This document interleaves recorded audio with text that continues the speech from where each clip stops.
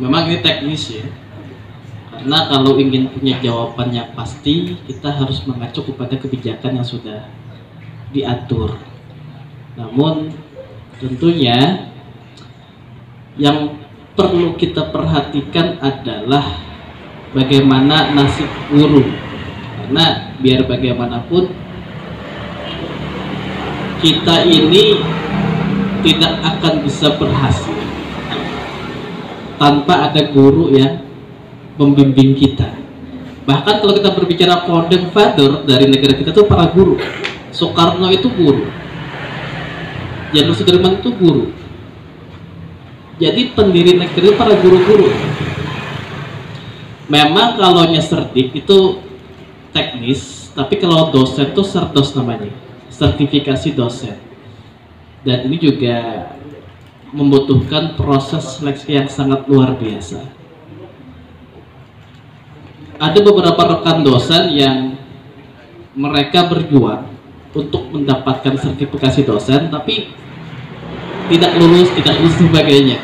Ada juga dosen yang dia memang agak beruntung, itu sekali saja usianya masih muda, dia memang berkompeten, dia seleksinya lulus, akhirnya mendapatkan sebuah penghargaan. Namun tentunya kalau berbicara guru, terkadang guru itu bukan hanya mendapatkan semacam hal yang berbentuk materi, penghargaan dari para murid dan sebagainya yang pernah dia didik, itu juga merupakan sebuah kebanggaan yang sangat luar biasa bagi seorang guru. Jadi memang kalau ditanyakan teknis tadi, ya tergantung bagaimana kebijakan-kebijakan yang mengatur. Tentu saya itu juga nggak bisa menjawab ya, karena memang itu teknis. Namun tentunya kita harus bangga menjadi seorang guru, karena bukan hanya materi yang kita dapatkan di dunia, di akhirat kita akan mendapatkan jasa-jasa dan amal-amal pahala yang kita abdikan kepada murid-murid kita. Itu mungkin dari saya tambahan ya. Terima kasih.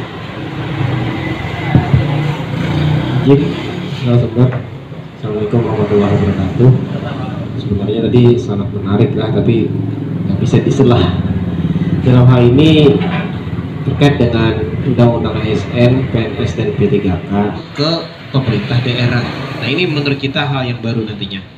Dan ini juga perpanjangan dari undang-undang ini terkait dengan undang-undang pemerintah daerah yang mana mengoutsourcingkan semua honor daerah. Mungkin mohon tanggapannya nantinya bagaimana kalau memang mekanisme itu terjadi. Nah, apalagi dengan kondisi kita pemerintah daerah yang mana ASN-nya sudah mencapai umur 50 ke atas, itu di tahun 2023 itu kayaknya banyak juga yang nantinya kita sebut masa purna pensiun atau MPP. Nah, jangan sampai ini juga menjadi sebuah blunder untuk pemerintah daerah atau pemerintah pusat yang dalam tanda kutip memberhentikan secara massal itu dengan menggantikan outsourcing. Nah, dan mungkin mohon penjelasan juga pada narasumber bahwa kalau memang mekanismenya nantinya terkait dengan outsourcing ini ada rekrutmen, nah bagaimana kabarnya dan kawan-kawan yang sudah menghonor kurang lebih 10-20 tahun tadi, itu apakah menjadi prioritas nantinya? Nah itu, ya mungkin itu saja statement dari kita, mohon arahan penjelasan. Terima kasih. Memang ya, terkait dengan ada tenaga yang dialih gayakan ya, dialih tugaskan ke pihak ketiga, atau kalau bahasa asing itu outsourcing ya. Ya kalau tadi hilaf itu tenaga keamanan dan kebersihan ya. Nah, ini pihak ketiga. Cuma kalau itu isu yang beredar, ya, mungkin nanti ada kalau kita cerita dulu ya, rasanya kalau di perusahaan itu biasa saudara, kalau di perusahaan itu, jadi perusahaan itu dia tidak apa itu namanya, dia tidak mau melakukan rekrutmen, tapi dia bekerja sama dengan pihak ketiga yang melakukan rekrutmen. Mungkin sistem ya, ini izin menambahkan kalau perusahaan itu bahasa ini itu dari outsourcing, misalnya dari PT PKSS ya. Itu ada Banjarmasin lah yang untuk menyuplai SDM untuk perbankan. Nah itu. Jadi misalnya kalau memang nantinya kita menggunakan outsourcing, berarti nantinya ada pihak ketiga yang disebut Pausa ini tadi untuk menyuplai kawan-kawan sumber daya manusia yang di outsourcingkan tadi. Karena tidak semua bisa masuk P3K. P3K ini sistemnya sama seperti sistem PNS, harus lewat seleksi. Nah, jadi kemungkinan besar kawan-kawan yang ribuan honor yang ada di Kabupaten Nusa Tenggara ini tidak tercover oleh P3K ini. Makanya ada yang namanya nantinya outsourcing sebagai mengcover sisanya yang tidak lulus tadi. Kalau sepengetahuan kami pernah di perbankan kurang lebih 6 tahun. Jadi arah perbankan itu tuh penerimaan awal untuk frontliner itu Pak outsourcing. Jadi bukan hanya office boy, bukan hanya cleaning service atau bukan hanya satpam. Kan tetapi kawan-kawan frontliner yang di depan seperti teller, CS itu awalnya outsourcing dulu Pak. Kemudian 2 tahun berikutnya penilaian baru ke kontrak. Kemudian 4 tahun berikutnya baru menjadi definitif seperti itu atau yang disebut organik. Nah, jadi kalau menurut kami undang-undang yang baru direvisi ini nantinya bukan hanya ranah outsourcing, itu bukan hanya ranah satpam lagi atau office boy. Dan tetapi pegawai-pegawai yang dulunya honor sebagai staf datin data informasi atau staf administrasi terkait dengan perkantoran itu pun nantinya mungkin bisa di outsourcingkan Pak. Nah, dalam hal ini mungkin sebelum bola panas bola liar ini digelondongkan oleh pemerintah pusat ke pemerintah daerah, alangkah bagusnya kita punya ancang-ancang nih kawan-kawan honor nih. Iya, ancang-ancang supaya nantinya kalau itu sudah diterapkan tidak terkejut lagi. Nah, mungkin itu mencari ancang-ancangnya ini Pak, minta solusinya. Baik. Menengahi aja ya.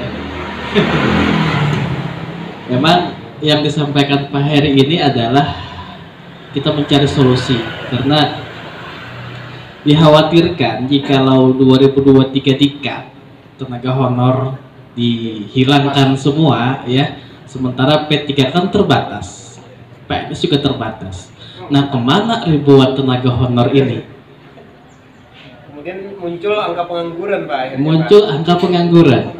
Dan memang solusi sementara yang dipikirkan Pak Heri ini adalah masuk ke outsourcing tadi. Memang kalau kita mengacu undang-undang nomor berapa ya, tahun 2003, nomor 13 ya, tahun 2003, yaitu undang-undang tentang ketenaga kerjaan. Salah satunya itu mengatur tentang outsourcing. Nah, bisa dikatakan sebuah solusi sementara karena isu atau mungkin bola panas yang kita diskusikan hari ini adalah bagaimana nasib tenaga honor di tahun 2023. Outsourcing merupakan salah satu solusi sementara yang bisa kita diskusikan agar nanti mereka yang tidak masuk ke P3K tadi atau mungkin PNS masuk ke situ. Dan outsourcing itu memang kalau saya tidak salah hilap ada 2 juga kategorinya.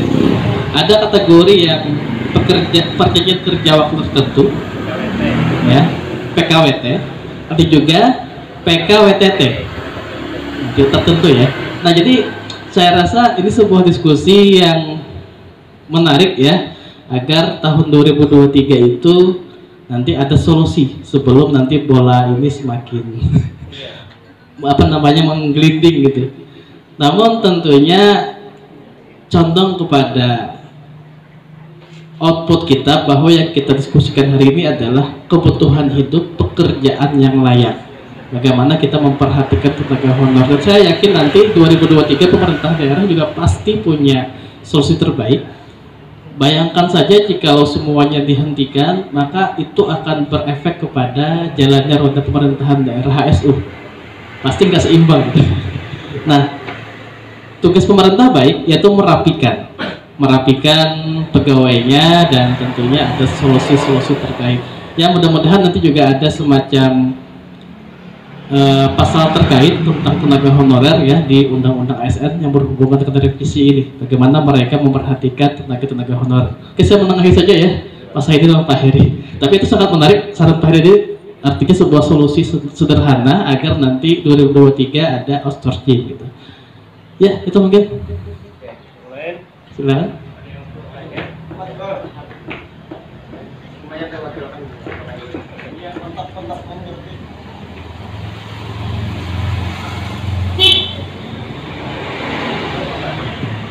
Mungkin menambahkan lagi sedikit Bapak Arsunya. Ini misal saja. Ini kan untuk saat ini status kawan-kawan ini masih dikatakan P3K tidak, dikatakan honorer tidak, karena honorer itu dihapus oleh undang-undang ASN tersendiri. Nah, jadi maksudnya supaya kawan-kawan ini punya perlindungan kalau nantinya suatu saat ya contoh ada pimpinan yang sewenang-wenang kepada kawan-kawan ASN, kawan-kawan non ASN ini. Nah, jadi bagaimana, ini saran saja. Kalau kawan-kawan setuju kan, saran saja kita bentuk sebuah forum honor daerah, yang mana forum ini menjadi tempat keluh kesah kawan-kawan, dan yang mana forum ini nantinya juga menjembatani antara kawan-kawan dengan pemerintah daerah dan anggota DPRD setempat. Karena yang tadi Pak Husaini itu sebenarnya ada solusi tadilah dari ini. Kalau untuk guru itu ada PGRI Pak, ya kan Pak? Nah, jadi PGRI itulah yang menjembatani kalau kawan-kawan itu ada masalah. Nah, beda hal dengan kita kawan-kawan yang tenaga honor yang ada di pemerintah daerah. Kalau ada masalah dikat langsung kemana mengadu, itu pertanyaannya. Tidak bisa mengadu kemana-mana. Nah, akhirnya rasa ketertekanan, ketakutan itu ada akhirnya. Nah, tapi tadi kembali lagi kata Pak ini, saya setuju bahwa selama kita percaya dengan Tuhan, selama kita punya keyakinan dan kita yakin Rasulullah itu juga membantu kita nantinya, nah itu jangan khawatir kawan-kawan. Nah, mau 2023 dihapus segala macam, insya Allah yang penting selama kita berkeyakinan punya Tuhan dan kita punya persepsi pandangan bahwa selama kita bekerja itu mendapat rezeki yang halal, maka selama itu pun kita bisa hidup seperti itu. Jadi jangan ada ketakutan terkait dengan diberhentikan. Nah itulah, karena selama ini kawan-kawan itu pola pikirnya ini pendek, dalam artian takut nih diberhentikan. Padahal Tuhan sudah, tadi kata Pak Husaini kita sepakat bahwa Tuhan sudah ini dalam Al-Qur'annya, selama orang itu mau berusaha, ya kan? Selama itu juga diberikan yaitu nafkahnya atau ya tadi rezekinya. Karena rezeki ini semuanya ada batasnya kan.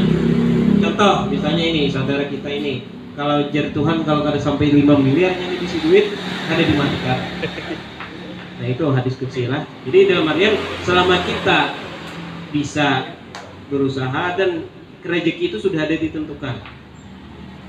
Nah, jadi mungkin itu tambahan dari kita. Kalau memang nantinya rencana tindak lanjut dari penyuluhan atas sarasehan ini ada RTL-nya, yaitu pembentukan forum tadi, mungkin nantinya kita undang SKPD terkait bahwa kami ingin membentuk sebuah forum seperti itu. Ya mungkin itu usulan. Terima kasih. Pertanyaan saya ini tidak terlalu berat ya. Kita kan tahu nih di sini kebanyakannya mahasiswa semester akhir semua, yaitu sebagai agen perubahan lah ke depannya. Nah, yang kita ketahui kan untuk undang-undang ASN ini terjadinya kan nanti di tahun 2023. Nah, kami sebagai pemuda di sini pengen tahu nih tips apa yang harus kami lakukan gitu untuk seleksi ke depan. Nah, apakah seleksinya itu sama dengan seleksi PNS yang sudah kita ketahui atau seleksinya itu berbeda? Nah, mungkin itu aja pertanyaan dari saya. Assalamualaikum warahmatullahi wabarakatuh. Jadi tidak lagi menilai pegawai itu tanpa seleksi. Ada seleksi, ada passing grade yang dipenuhi. Tapi ini tergantung wilayah. Kalau wilayah kita mungkin tidak tertentukan lah. Kalau wilayah Papua mungkin khusus, ada passing grade yang dipenuhi. Kalau kami tidak untuk PO itu 80 ya, 80 ya, kurang lebih 80 lah. Yang untuk SKD itu. Kemudian kalau TWKW, TWK ya, 65. Kalau TKP 158. Umpamanya yang melamar jurusan administrasi publik atau administrasi negara, yang melamar ke 100. Hukumasinya 2. Yang lulus pasang grade 30. Nah, belum 2 itu ada 30%, berarti 6 yang lulus. Dari 30 dilantik 6 saja yang diambil untuk mengikuti SKB. Nah, apa tipnya nih supaya bisa masuk ke sana? Yang bagi tip jangan dulu. Lalu yang ngasih tip ini yang sudah berpengalaman. Nah ini. Tapi insya Allah kita sejak di bangku sekolah dasar kita itu sering dikasih apa itu namanya? Ada tulisan-tulisan yang bagus itu, rajin pangkal pandai. Nah ini. Jadi rajin. Kalau bahasa muntahnya cangkal. Nah, kalau ingin mengamalkan salah satu di Al-Quran itu ada surah yang pertama kali turun, Iqra bismillah berkali lagi, halal. Bacalah, membaca. Kalau terkait dengan TIU, itu biasanya ada soal-soal yang berhubungan matematika, ya kan? Deret. Nah ini agak susah ya, ini angka ini. Nah, ini pengetahuan yang intelijen umum. Kalau TWK itu hal-hal yang berhubungan dengan wawasan kebangsaan. Kalau TKP itu kemudian ini yang kadang-kadang mengecek lah. Semua jawaban betul. Coba grade-nya beda. Ada 5 yang multiple choice-nya ABCD, ada yang nilainya 1, ada yang nilainya 2, 3, 4, 5. Dan mudah-mudahan posisi itu yang 5 terus gitu. Nah ini dari 3 komponen tadi satu aja nggak, walaupun misalnya TKP-nya tinggi, TU-nya tinggi, tapi TWK-nya 55. Mohon maaf. Nah ini kadang-kadang kekecoh deh soal yang sulit dulu. Jadi semuanya bisa manajemen. Kadang-kadang pintar gitu, kadang-kadang bisa juga udah berhasil. Cuma strateginya kadang-kadang ini. Karena udah sakit pengalaman bang, barang lulus bukan lulus ya. Jadi ini apalagi kalau di zaman digital ini biasa ada pelatihan berbasis online. Biasa kita beli akun itu apakah ratusan, apakah jutaan, beli akun, kita dikasihnya tip-tip, ada soal, ada demonya juga ada. Lagi enak nih zaman digital. Kalau dulu tidak zaman digital, kita bisa pergi ke Banjarmasin atau ke Pulau Jawa untuk latihan. Kalau sekarang ini kan di dalam kamar pun bisa, dan bahkan soal itu bisa diulang lagi. Nah ini ya tadi lanjak aja karena diulang. Itu biasa di sekolah-sekolah dasar tuh kata tulisan juga. Nah, itu aja lah. Jadi rajin-rajinlah belajar, semoga pandai.